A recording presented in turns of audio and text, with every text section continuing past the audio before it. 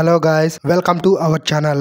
మీరు కనుక ఈ ఛానల్కు కొత్తగా వచ్చినట్లయితే ఒక లైక్, షేర్, సబ్స్క్రైబ్ చేసుకోండి.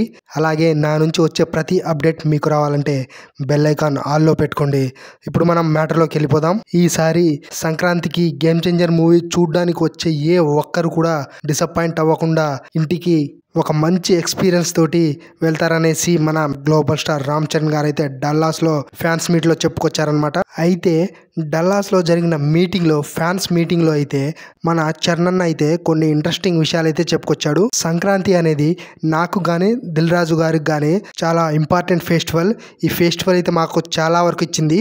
ఇంకా చాలా మందికి ఇప్పటి వరకు తెలియని విషయం ఏంటంటే నా సోలో ఫిల్మ్ వచ్చి ఆల్మోస్ట్ 4 years కంప్లీట్ అవుతుంది అనేసి అంటుంటే పక్కనే ఉన్న దిల్ రాజు గారు RRR మూవీ తర్వాత వస్తున్న సినిమా ఇది అని అంటుంటే రామ్ చరణ్ గారు ఒకటి అన్నారు, అఫ్ కోర్స్ ఇది నా బ్రదర్ తారక్ నేను చేసిన మూవీ తర్వాత వస్తుంది కాదనట్లేదు, కానీ నేను సోలోగా తీస్తున్న మూవీ వచ్చేసి ఆల్మోస్ట్ 4 years అయింది అనేసి అన్నారు. కానీ చరణ్ అన్న కూడా ఒక చిన్న విషయం మర్చిపోయాడు.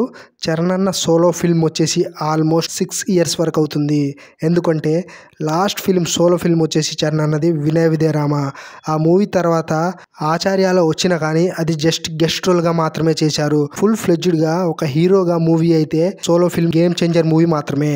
అయితే చరణ్ అన్న ఈ మూవీ కోసం 3.5 years వరకు బాగా కష్టపడ్డామని, అలాగే ఈ మూవీ వచ్చేసి శంకర్ గారి స్టైల్లో ఉంటుందని, ఈసారి ఈ మూవీ అయితే ఖచ్చితంగా అందరికీ నచ్చుద్దని, ఏ ఒక్కరిని కూడా డిసప్పాయింట్ చేయదనేసి చరణ్ అన్న చెప్పుకొచ్చాడు. చరణ్ అన్న స్పీచ్ లో నాకు బాగా నచ్చింది అయితే ఎన్టీఆర్ అన్ననైతే మై బ్రదర్ తారక్ అనేసి అన్నాడు.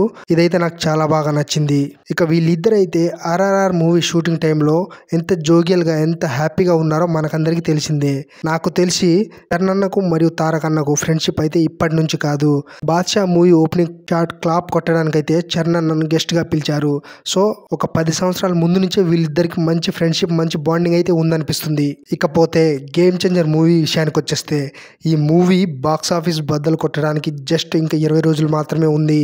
ఈ మూవీ అవుట్పుట్ మీద అయితే హీరోగా చరణ్ అన్న కావచ్చు, డైరెక్టర్ శంకర్ కావచ్చు, లేదా ప్రొడ్యూసర్గా దిల్ రాజు గారు కావచ్చు, లేదా యాక్టర్స్గా చేసిన యాక్టర్స్ ప్రతి ఒక్కరు కూడా గేమ్ చేంజర్ మూవీ అయితే ఈసారి అదరగొడుతుంది. అవుట్పుట్ చాలా బాగా వచ్చిందనేసి అంటున్నారు. చాలా మంది యాక్టర్స్ నవీన్ చంద్ర గారు కావచ్చు, శ్రీకాంత్ గారు కావచ్చు, ఇలా చాలా మంది చరణ్ అన్న యాక్టింగ్ అయితే పీక్స్ లో ఉండనుందని, అప్పన్న క్యారెక్టర్ లో అయితే చరణ్ అన్న ఎరగదీశాడు అనేసి చాలా మంది చెప్పడం మనం చూసాం. ఇక్కడ ఇంకొక విషయం ఏంటంటే ఓన్లీ మూవీ టీం మాత్రమే కాదు, మూవీ అవుట్పుట్ పైన చాలా కాన్ఫిడెంట్ గా ఉన్నారు, చాలా బాగా వచ్చిందనేసి.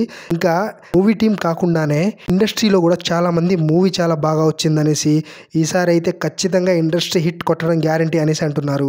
ఇదన్నమాట మ్యాటర్. మీరు కనుక నా ఛానల్కు కొత్తగా వచ్చినట్లయితే ఒక లైక్, షేర్, సబ్స్క్రైబ్ చేయడం మాత్రం మర్చిపోవద్దు.